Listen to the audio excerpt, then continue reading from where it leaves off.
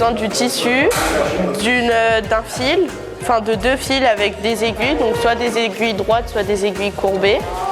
Et ensuite, on va mettre la volaille dans la toile et on va commencer à faire notre roulage. Donc on va commencer à soit rouler l'arrière, soit rouler l'avant. Il faut faire attention au pic parce que les doigts, du coup, ça fait mal. Ensuite, il ne faut pas non plus piquer dans la chair ni dans la peau.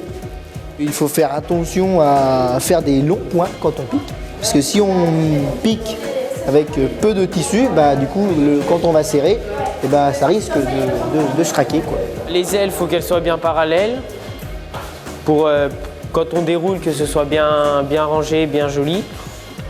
Puis après, il faut que ce soit bien serré aussi après le roulage, parce que sinon, les graisses vont mal se répartir. Les pattes, c'est pareil, il faut que ce soit aussi bien rangé.